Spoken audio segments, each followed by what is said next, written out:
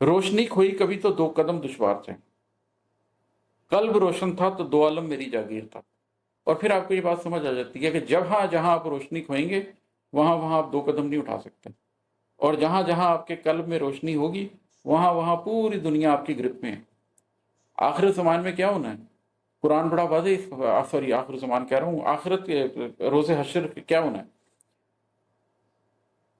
اللہ نور دے گا لوگوں کو، جو ان کے آگے آگے اور ان کے دانے دانے بھاگ رہا ہوگا، اور وہ اللہ سے دعا کر رہے ہوں گے کہ اللہ ہمارے نور میں اضافہ کر، اور وہ آرام سے بھاگے جا رہے ہوں گے جنت کی طرف۔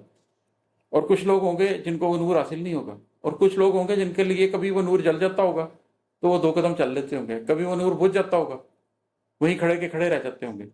کچھ لوگ ہوں گے جو پولیس رات سے پل بھر میں گزر جائیں گے، کچھ لوگ ہوں گے جو نور جلے گا نور بجھے گا، نور جلے گا نور بجھے گا، ہزاروں سال لگا دیں گے اس سفر میں۔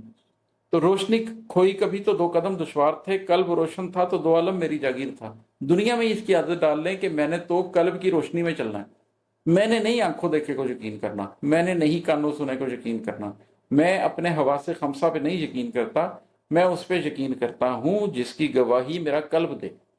قلب کیسے گواہی دیتا ہے؟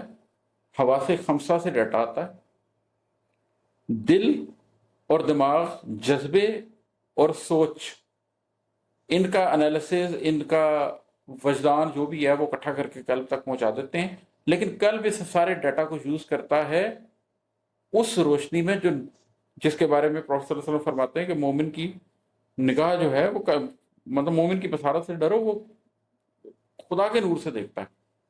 وہ ان چیزوں کو ڈیٹا کے طور پہ یوز کرتا ہے کہ آنکھ نے کیا کہا ہے، کان نے کیا کہا ہے، جذبے نے کیا محسوس کیا ہے، سوچ نے کیا انالیسس کیا ہے، یہ ڈیٹا ہے اس کے لیے را ڈیٹا۔ یہ اس را ڈیٹا کو لیتا ہے، لیکن اس پہ سے جو معنی اخذ کرتا ہے وہ قلب کرتا ہے۔